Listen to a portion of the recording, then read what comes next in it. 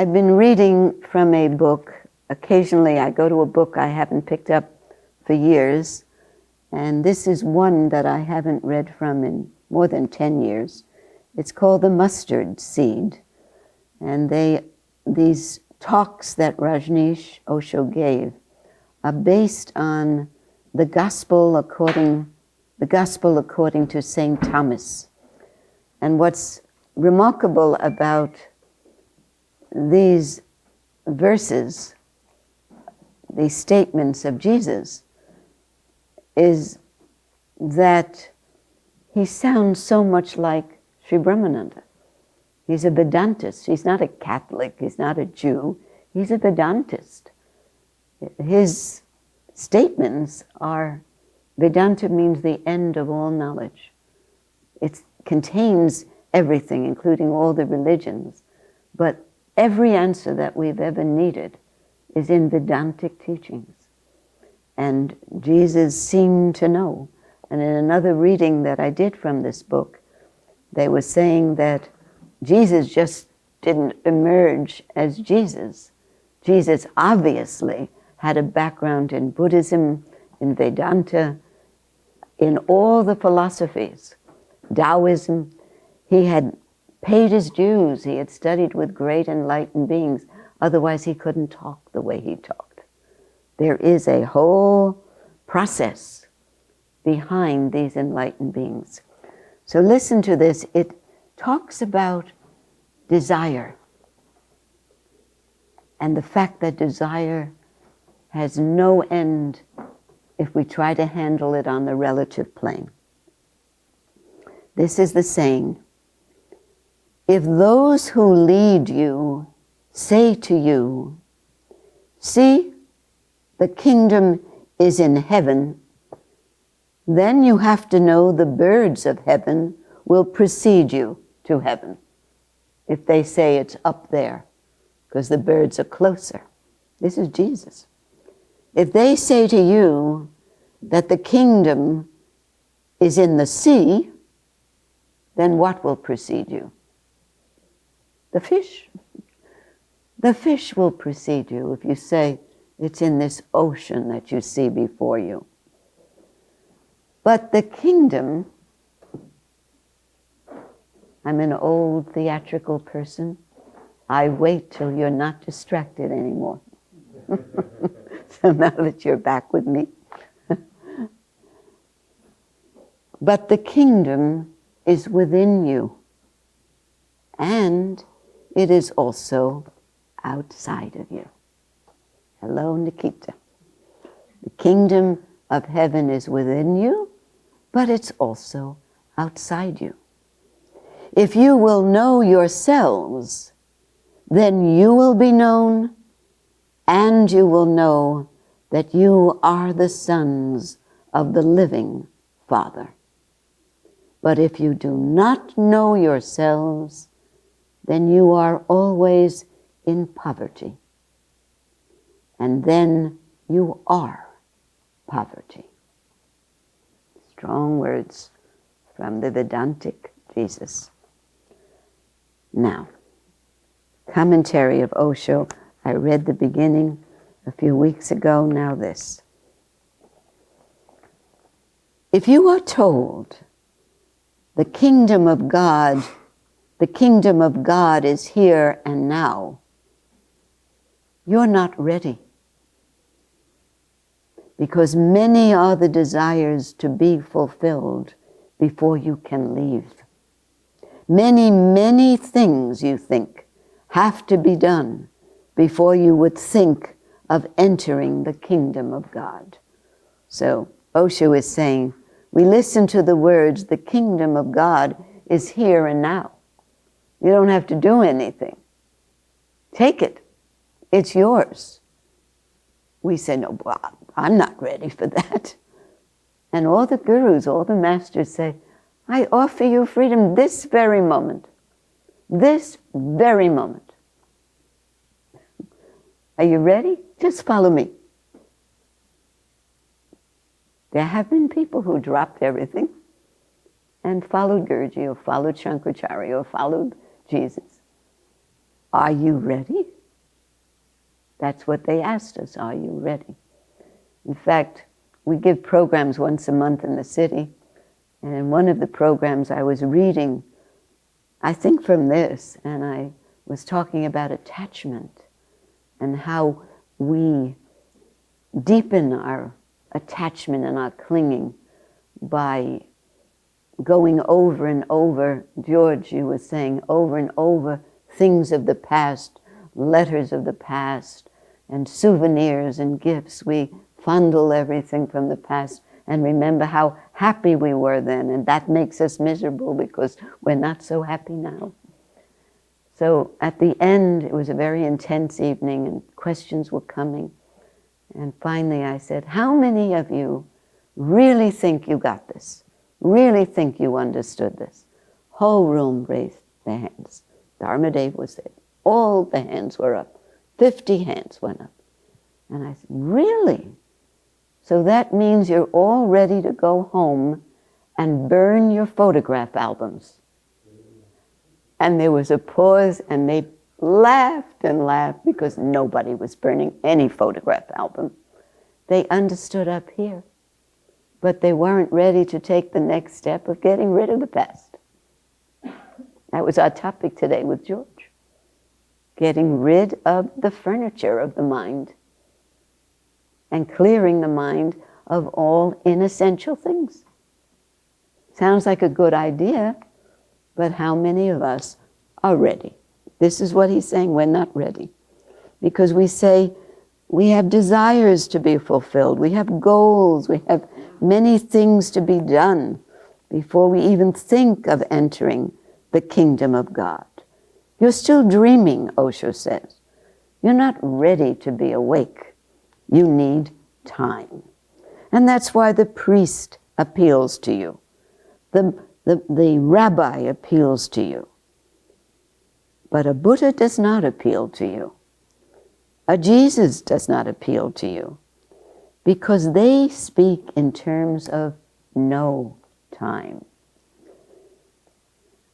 The Buddha, Jesus, makes an uneasy friend. To live with Jesus is to live in constant discomfort. He doesn't allow you the convenience of dreaming. He doesn't allow you time, future. He says that there is no tomorrow. So why are you busy planning for it? There is no tomorrow. But tomorrow helps us in another way. As you are right now, you don't accept yourself. You feel, you know, you're not really worthy. You know that as you are, even you yourself cannot accept yourself. So how is God going to accept you?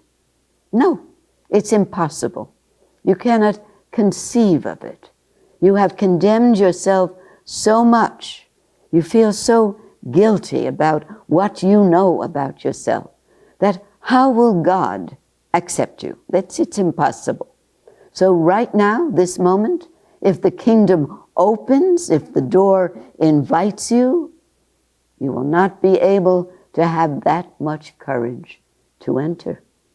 So you need a little time, you say, to transform yourself. You need a little more time to be good. You'll be good soon. You need a little more time to be a saintly man. You need a little more time to do many things so that your being becomes acceptable, so that even God can love you. There are many, many desires, and they need time. And many shoulds are waiting. They need time. The whole morality of the world, forms differ, but the essential base is the same. The whole morality of the world has been condemning you. You are wrong. Something has to be done. You have to be put right. You have to be polished. You have to be made worthy. So if somebody says the the gurus say.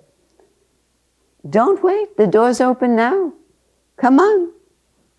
You feel uncomfortable, then you cannot enter. But if he says, the door's open, but in the future, you like that, then there's time enough. You are at ease. You can work it out. You will polish yourself. You can create an image for yourself, an ideal, and you will follow that ideal. So someday or other, you will become a saint. This is only the trick of the mind. If you can postpone, the mind remains the same. To remain the same, the mind wants to postpone, not to change. Ideals are needed, not to take the jump. Time is needed so that you can postpone. Postponing, listen to this sentence, postponing is the base of your continuity as you are. If this house is on fire, you will not postpone. You'll just run to the exit and jump out. You won't even ask, where's the door? Where are the steps? Where to go? You won't be looking for a teacher to guide you. You'll simply jump out. Anywhere will be your door. Wherever you are, from there, the journey starts. And you will not be saying, am I really worthy to be saved? Am I worthwhile? No. These questions will simply not arise. Philosophy is for luxurious moments. Time is postponement. And you would like to postpone for millions of reasons. One is, there are many things in your life that you feel are yet unfulfilled. You feel you haven't tasted this world. You have been in this world millions of times. You've tasted it millions of times. But still, the hunger remains. The thirst is still there. Not because there wasn't enough time. For the whole of your past, you have been there. Thousands of years, you have been there. The whole past means eternity. It is beginningless. Since eternity, you have been here, acting in millions of ways, fulfilling millions of desires. And yet you're still hungry.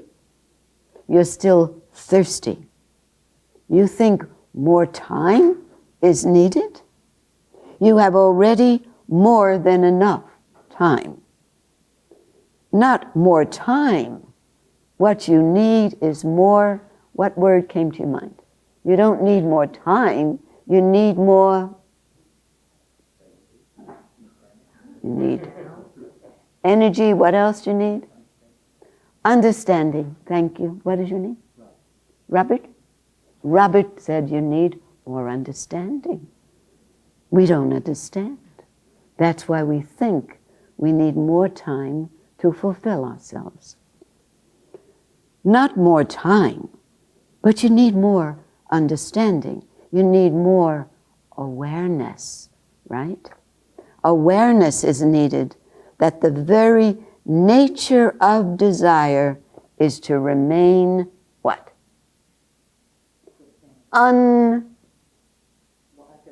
The same, unchanged or unsatisfied or unfulfilled. That's the nature of desire. It never satisfies you. It never fills you up. We always feel, as Gurdjieff pointed out, something is still missing. I got to own the company, Nikita says. And it doesn't feel very satisfying. Not the way I feel in deep meditation. And finally, having owned the company, competed with Donald Trump. Finally, she says, is that all there is in being wealthy and being powerful? You don't have, Nikita, you're too bright. You're too aware, you're too vulnerable, you're too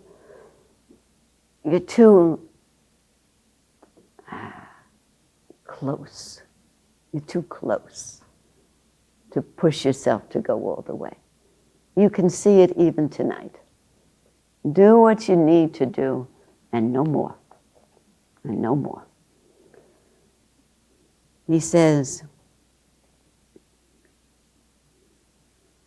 you need understanding. Awareness is needed that the very nature of desire is to remain unfulfilled. However much time is given, even many eternities, the desire will remain unfulfilled. It's the very nature of desire. It will arise again and again and again, and the more you try to fulfill it, the more it will arise. You're simply feeding the desire when you think you're fulfilling it. Tomorrow, it will come back even more greedy, even more full of lust, with even more expectations.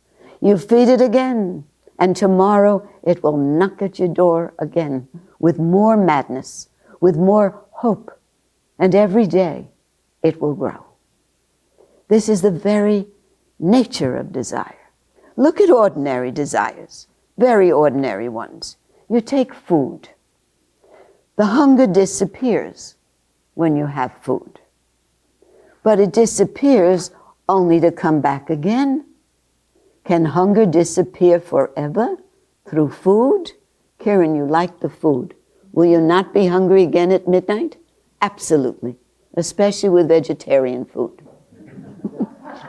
It will come back.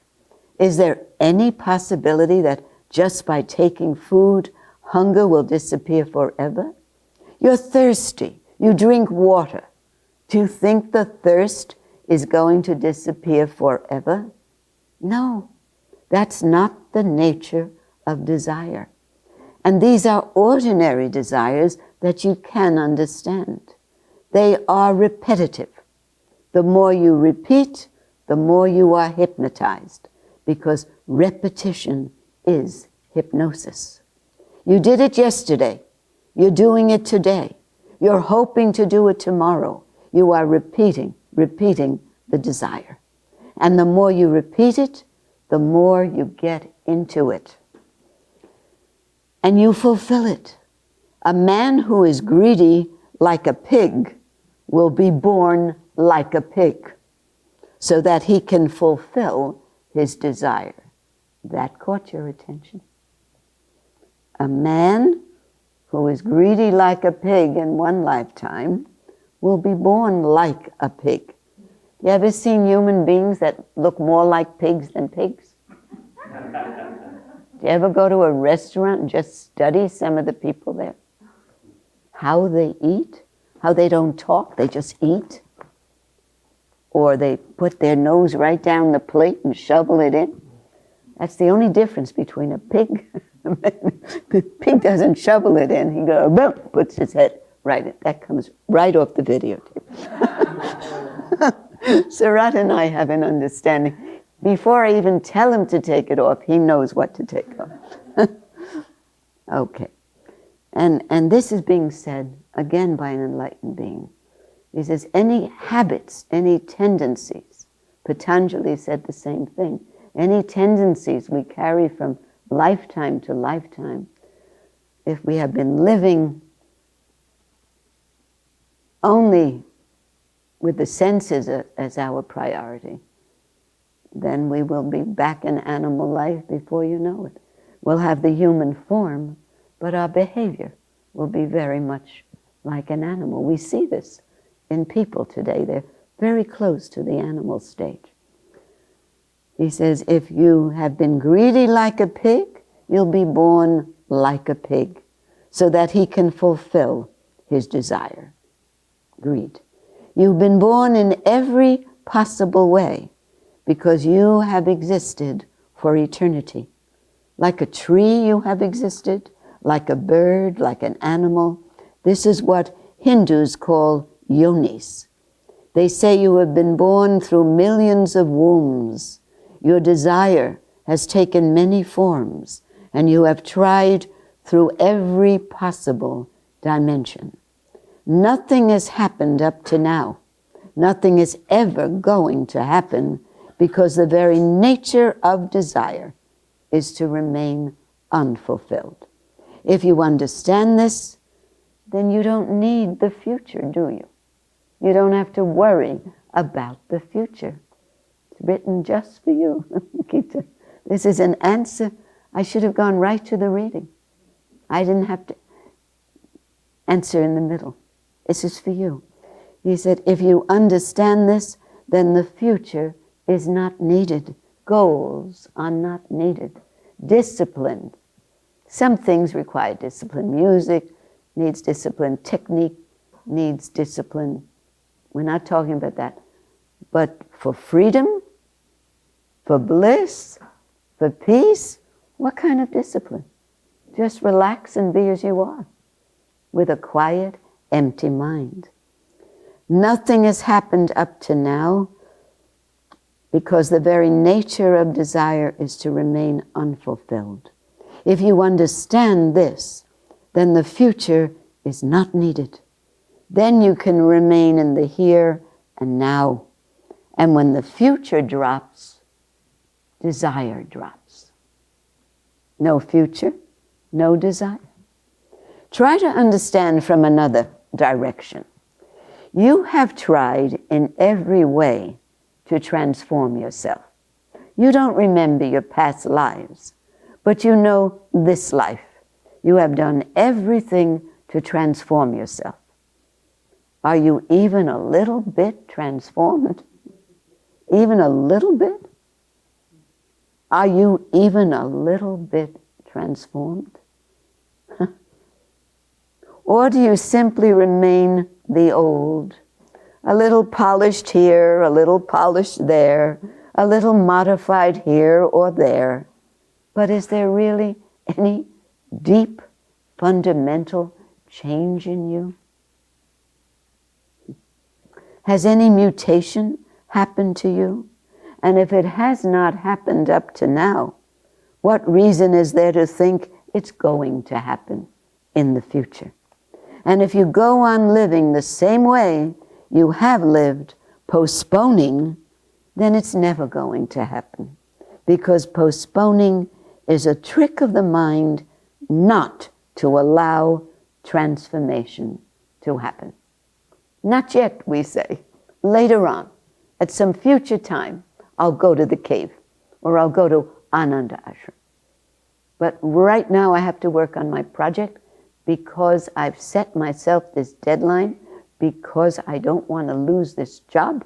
And you go on and on with the same old fearful behavior. We're afraid of not continuing the way we have been going. We're afraid to break free of the old tendencies. And it doesn't mean, by the way, coming here to this ashram, the transformation happens as soon as you enter the gate. No, you should talk to some of our long-term disciples. The same thing goes on in this ashram that went on in the world if there's no understanding or awareness. The desires change, but it's still desires. There's still desires to become more powerful, to become more admired, to become more loving, more loved. We bring the mind here, and Gurji said very rightfully, the ashram is a microcosm of the macrocosm. This ashram is a little world unto itself. The work has to continue. But work, again, it's not by force, by discipline, by demanding, insisting, by trying to control others, by becoming political here so you have more power, just the same as you were in the world. No, the work here is to become more loving, more compassionate, wanting others to get ahead, wanting others to be in a position of power. not pushing them out of the way so you can be there. So this ashram is just as much a place for this understanding as the outside world.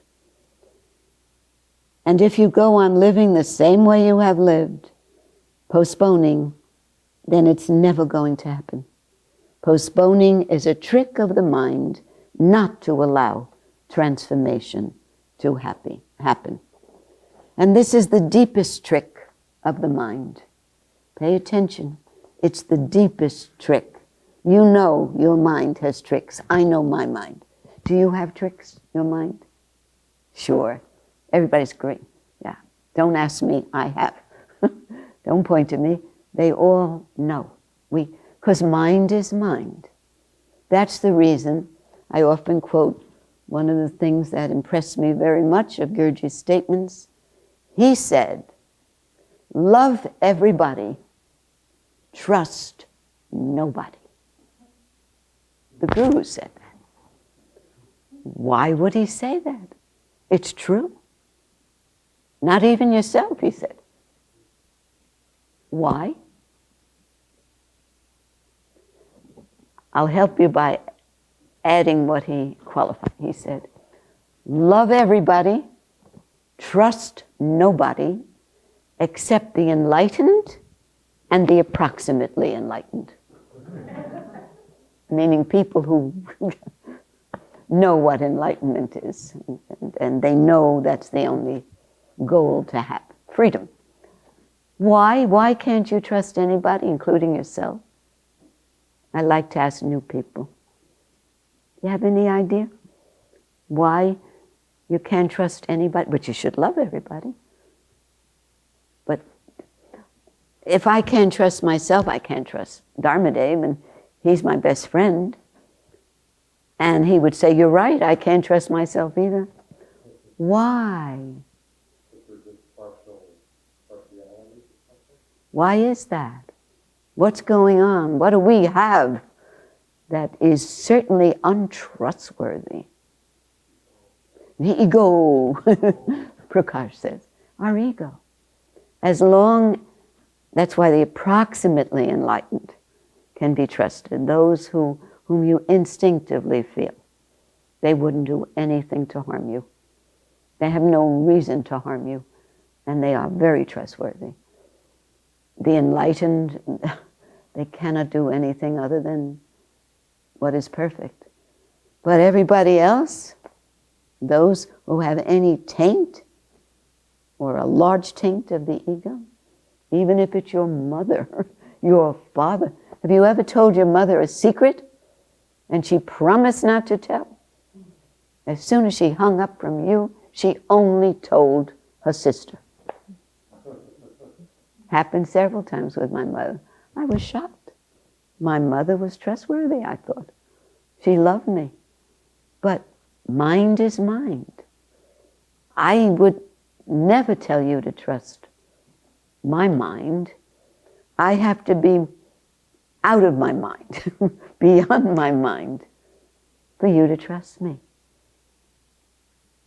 But hopefully, people who have been at his feet are more trustworthy than people who aren't awake to the fact that the ego can come in any time. What happens if you're used to witnessing? You're about to gossip, and because you're witnessing as an established habit now, you're just watching your ego doing things. You're about to gossip, you're about to say something bad about someone, and you hear, and you feel that old need to talk about others. It's a habit. We talk about others. If you're witnessing that, there's a chance you can stop it before it comes out. If you witness that's the thought you're having, to spread that word of how bad that person is. Some gossip, you know. Gossip is, can destroy an organization, destroy a family, destroy a country. Gossip. Whereas if you mind your own business, our business being self-realization, there's less chance you will contribute to the chaos in this world, in this ashram, in your family. But you have to see it first. You have to be aware of it. And you have to understand how bad it is. That you are responsible for society by contributing to the meanness of the world. There's a meanness out there, you know it. There's a violence, there's a brutality. So you curb that. You restrain that. And that becomes your way of life. Let's see. I get very excited with this because this is so close to what all of us, each of us needs. Come here. This is the deepest trick of the mind, and one has to understand it, this postponing till tomorrow. Why do you postpone for tomorrow? Because you don't want to do it now. You don't want to do it right now. You say, that's a good idea about gossip. I'll do that next week because I have to go home and tell my friend about what I just learned from this other man. You say, I'll start it next week. I'll start that new diet next week. I'll drop this meanness. I know I have this meanness in me. It's a thing that I inherited from my grandfather. We like to blame somebody else. But it's this postponement that's really destroying us. Postponing is not the way of transformation. Saying right now it's difficult, but tomorrow I will do it. This is the way of the mind to feel at ease, and tomorrow never comes. Postponing is not the way of transformation. Up to now in your life, up to now, you have been postponing. Me too. You've been postponing again and again. Each moment you have been postponing. And that's why you have remained the same. If you understand this, then transformation is this moment, because it needs no effort. It is just an awakening. It's not a question of modification. It's not a question of doing something with yourself. No. As you are perfect. As you are divine. As you are, you lack nothing at all. All you need is awakening. Just come out of your dreaming and your sleep. Just open your eyes and see the fact. And the fact transforms. Suddenly, you are no longer the past. And this addresses Nikita's question again. Can this happen out in the world? Of course. It just needs awareness. Doesn't matter what dream you're having, whether you're having a dream that you're separate from everybody, meditating in a cave, that's a dream, and your laptop is right next to you. Or somebody brought that up today, bringing a laptop to the ashram for the weekend. Or you can be in the world and wide awake. That's what he meant by a moving ashram. You take your ashram wherever you go. But they don't know. They only know you're always smiling, you're always compassionate, or you're serious because you're concerned about others or about a problem. But you're not petty, you're not small, you're not mean-spirited. And they say, you know, Nikita, there's something that is different about you. Do you do anything? Do you go to a spa or something? Do you go to church? What do you do? You say, no, I meditate every day. That's worth more than 20 books in Barnes & Noble for your associate. Oh, you meditate. That even worked with my mother. My mother wanted to know what had happened. What's happened to Marvin? He's calm all the time. He's a different driver. He's patient. Doesn't mind waiting on lines and waiting for a table. What's happened? And you're so patient with me. You don't pick on me the way you used to. My mother noticed. And I said, well, we're meditating. She didn't meditate right away. But it was about, let's see, 80. It was about 10 years after she met Gurji, and she was 75 years old. And she said, that meditation that you do, could you show me how you do it? I want to do it at the end of this life. It's by example, not by what we preach. Preaching never works. Try to convert, never works. Stop that. Just be a good person. And then eventually they'll say, what do you do that you're so calm? Yes, Dave? So, I completely, I can explain exactly what you said, word for word, pretty much sounds good. But I mean, what if you're in a position where you can really make a significant impact on other people, and you have that desire, so to speak, to open people up, and help. You can do that through your work, and I think that's, potential a lot. Then do it. However, if you're given an opportunity to be on television as a spokesperson for an event or a company, watch out. Watch how much of the ego is being satisfied by helping people. I like to quote from Sri Nisargadatta. You ought to read, David, the book, I Am That, Conversations with a Great Master. And many people came and asked the same question. What if you have an opportunity to help? He said, well, help by your work. He said, well, what if your work is talking to people and helping them to see the error of their ways? He said, oh, that. You want to help those people? Stay away from them. He said, because what we're doing is imposing our beliefs on them. What has helped us, we imagine is going to help them. Doesn't work that way. Sometimes people need hard knocks. Sometimes people need failure. Sometimes people need betrayals. Whatever is needed to wake them up. That's all that's needed. We can't reform. We need to transform. Oh, I never said that. That's the first time I said it. Don't take that off, Pete. But that's a good one. Our job is not to reform others, but to transform ourselves. There's a reason why our teacher gave us only one mantra. David, you know what a mantra is? The Sanskrit, you've been in this work.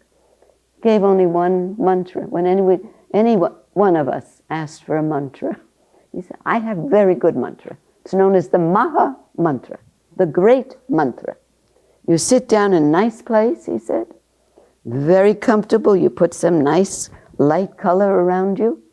You light one candle, and you repeat 1,008 times, mind my own business, mind my own business, mind my own business, mind my own business. It's the only mantra he gave up. So it's by acting, it's by relating that we can transform people, just by our presence. Because if we're in our true state, that light goes out to everyone who comes near us. Doesn't mean we radiate that light all the time. But if we mind our own business, we're trying that first meditation reading, just stay in that state where there is a sense of I am. Not the mind saying, how can I help others? We cannot help others. The only way we can help others is by radiating what we truly are. They're touched by that. They're moved by that. By your work, by your products, absolutely you can help. But not by your intention, not by your proselytizing with the idea to spread all that you know. That only makes people feel worse when you come before and tell how much you've accomplished by doing this and this and that. The gurus, if you tell them that, how much you accomplished since they saw you last, the gurus would say, I liked you better the other way. Before you accomplished so much, at least you were humble before and knew that you didn't know.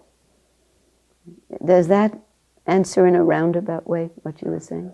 Okay, let me just finish with a story, and then, it's perfect timing. He says, when you drop the future, the past is dropped immediately. This is one of the fundamental laws of life.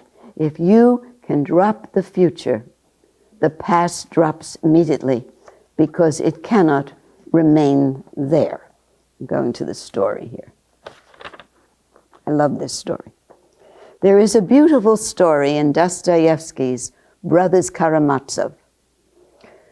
After 1800 years, Jesus was thinking, now I must go and visit the earth again, because after 1800 years of Christianity, now the earth may be ready to receive me.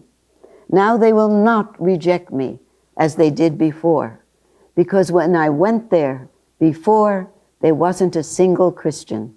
I was a stranger. I'm telling two stories. I wanted to get to the end, but this is also good. Before I was a stranger. Now half the earth is Christian. Millions of churches and priests continuously preaching my word, Jesus' word. Now I'm going to be received, welcomed. All the doors will be opened to me. Now is the time.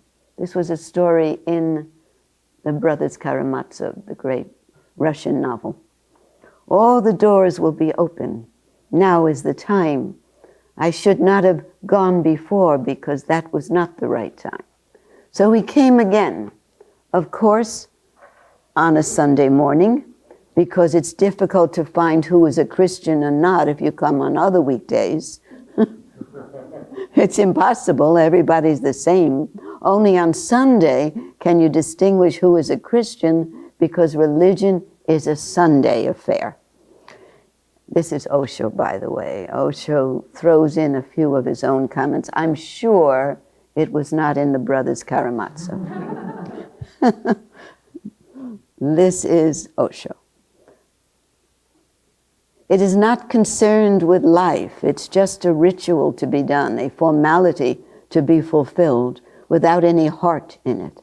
And he reached his village where he had come 1800 years before, Bethlehem. He stood in the marketplace, a little apprehensive, because people looked at him and nobody recognized him. Nobody recognized him. And they were coming in and going out of the church.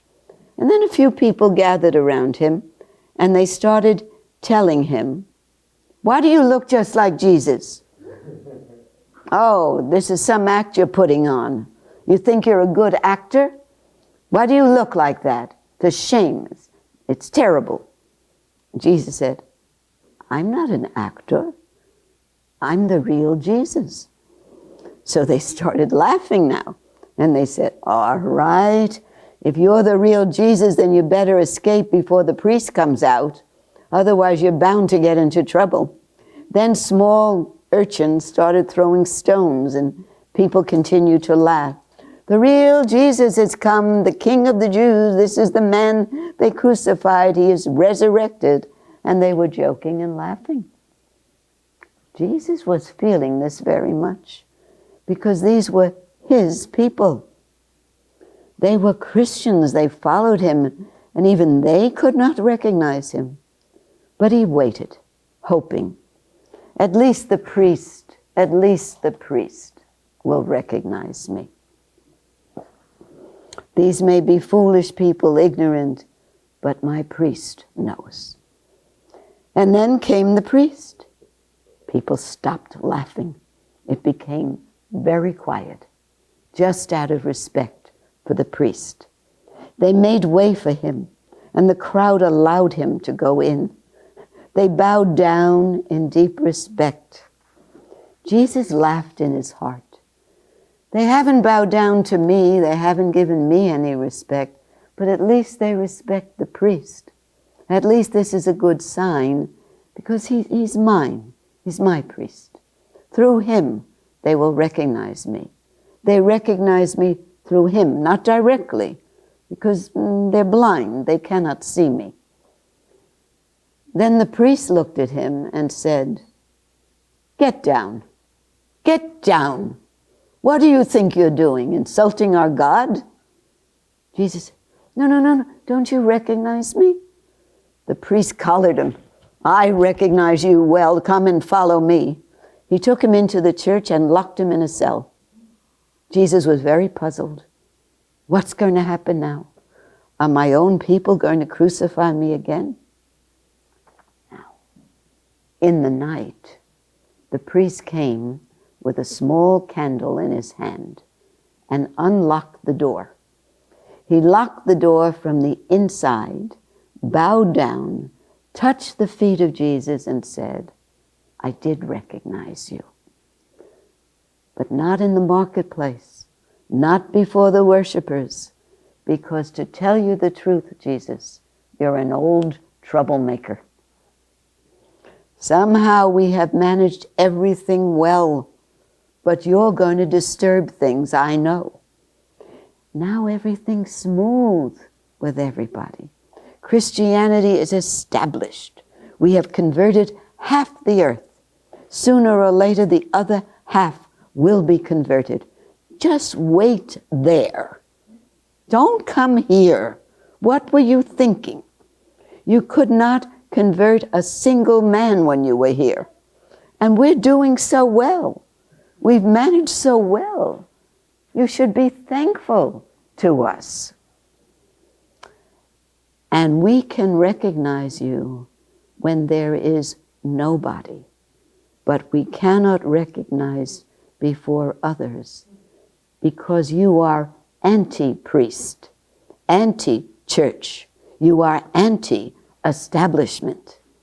And if you insist, then we will have to crucify you again. We can worship you when you're not present because that doesn't disturb anybody. Everything is smooth. Everything's moving very well. Look how we have managed. Half the earth converted, millions of churches, priests preaching your word. You should be just satisfied. So this is what I advise. Go out, escape, and don't come again. We're the agents here, and whatsoever you want to do, you can do it through us. You just can't be allowed to move among the masses directly. You're dangerous. Don't you feel you're dangerous? This priest is stating one of the basic truths, that the priest cannot be religious. He may be a priest of Buddha, but he is against Buddha. He works for him or appears to. He quotes his words or appears to. But if Buddha comes, and this is not new, we have known in every religion or every philosophy, after the leader dies, after the guru passes, the enlightened being goes, then organizations, organized religions come to distort the teachings of those enlightened beings. There's a quick story, I won't tell it, because I want to get to this final story. But as soon as we begin to organize religion, it's the same point as the other reading was saying. Don't organize, don't discipline, don't force. As soon as you do that, you lose the truth, because there's some desire to control, to manipulate, to exploit somebody, if not yourself.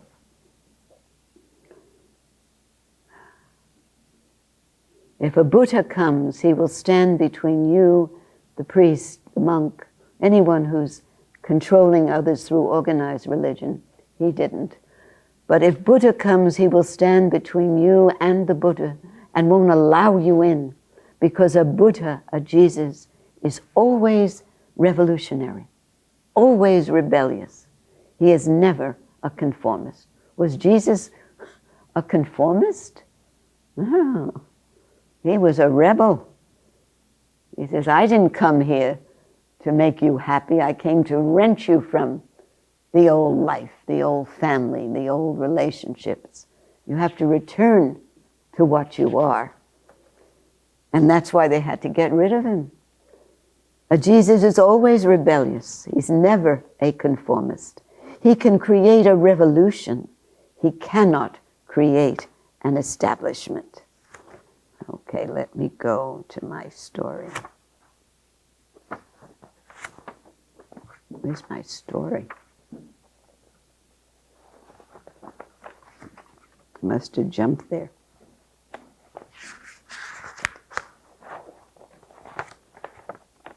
Ah, I have it.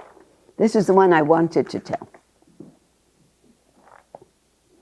I have heard, it was when Osho was talking that we're trying to do things too fast. Fast seems very important to us. Let's get there the quickest. I have heard, it's 5 minutes, that's all. I have heard once it happened, 2 beggars found a motorcycle on the street. Somebody had forgotten to take the key with him. The motorcycle was there with a sidecar. So one of the beggars jumped on the motorcycle, the other jumped into the sidecar, and they sped away, bound for the next town. Got the picture? After 15 minutes, the man who was driving looked at his friend. His friend's face was absolutely red, as if he had gone mad, or as if he were dying. So he asked his friend, "What's the matter?" The other said, "Could you slow down a little? Because this thing has no bottom, and I've been running all the way." This thing, desire, has no bottom. You are dying to yourselves, because you have been running all the way, faster and faster and faster, and this thing has no bottom. Desire has no bottom. That's why it cannot be fulfilled. If you try to fill a pot with water and it has no bottom, when will you be able to fill it? It's impossible. Why are you not able to fill this bottomless pot of desire? You have never looked to see whether it has a bottom or not.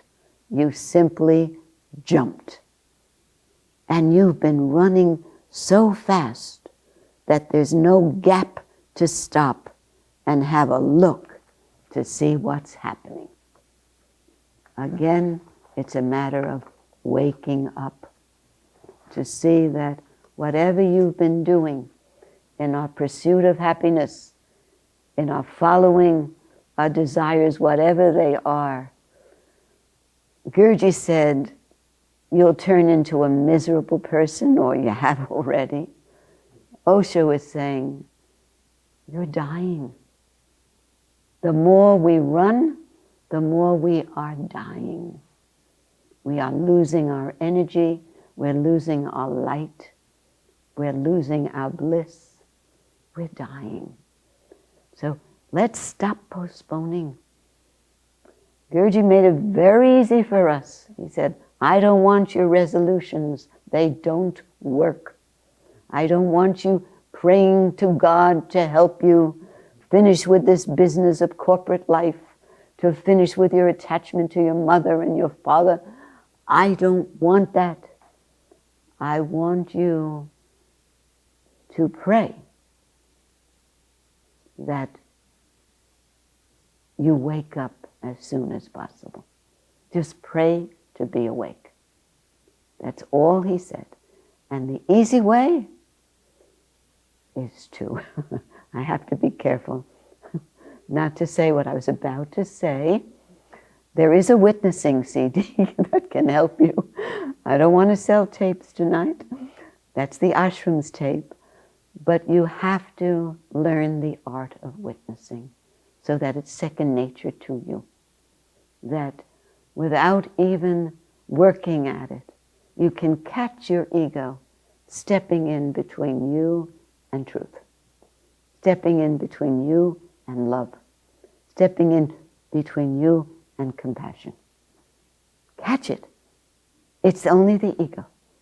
Otherwise, our natural intention is to love everybody, to help everybody. When we're in our natural state, then we have no goals except to make him happy, her happy, him happy. That's all. We just don't want to hurt anybody. Ahimsa, non-violence.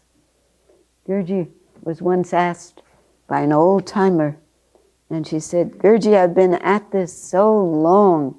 Can you give me one clear rule?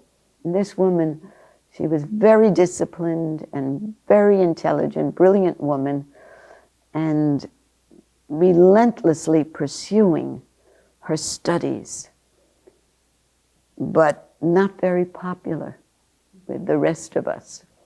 She just had a personality that, this is in the 60s, and elderly person actually.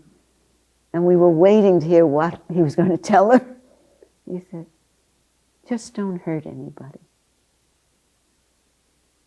He could have said, stop hurting people, but then she would have closed down. But by saying, don't hurt anybody from this moment on, she was very happy. Thank you. Did she? Of course. Did she hurt people? Of course.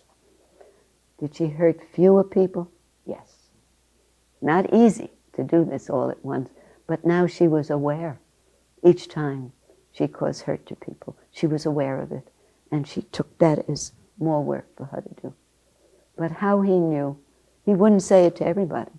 It was for her, because he knew what was blocking her, what was the obstacle. For each one of us, he had something else. Gurji was famous for his one-liners. He didn't talk too much. He just nailed you exactly where you were obstructed. He gave you exactly what you needed. It was your work, not anybody else's work. Any question? I'll take one because I want Krishna. Krishna, no matter when we stop, you're going to offer kirtan for a half hour. Any questions about anything? Is it a quick one, George? Otherwise, email me. Can you email? You look like it's not going to be so quick. The question could be quick, but I don't know what the answer is. Then I'll tell you to email me. What's the question? So what about like history that people write, like the history of this country, of Europe, of the world, and that? Is that all? No. That's important for some people, but a person like me, I didn't hear any of that. When I was a child, I had no interest in history, and that's from our lifetimes past. One of the things I can't imagine getting through next lifetime is school. Ramana Maharshi fell asleep. Great sage used to fall into a deep trance during school. They couldn't even shake him up because he was in a trance. He only needed 17 more years as an ordinary person. At the age of 17, he suddenly realized from something that happened. So what about technical books? Everything is needed in the world. Every career is needed. Every work is needed. Every level of work is needed. But not for freedom, not for enlightenment. Then that's not needed. I have all kinds of information that I use when people ask for advice about something.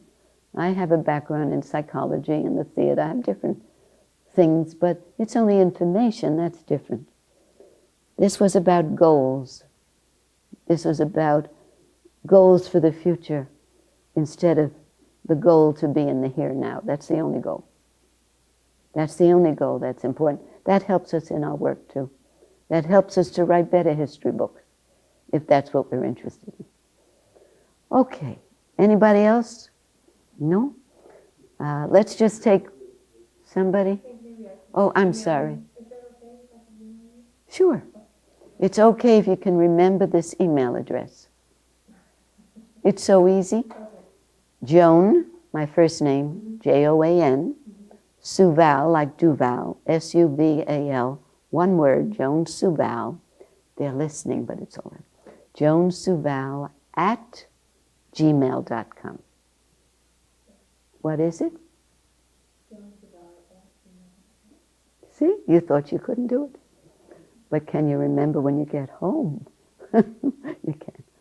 Okay. Anybody, you're free to email, but understand you write this, I write this.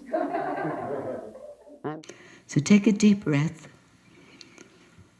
And now as you breathe out, release all the language, all the words. This will only be 60 seconds.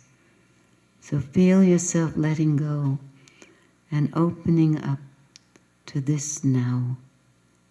Feeling it, perceiving it, imbibing it.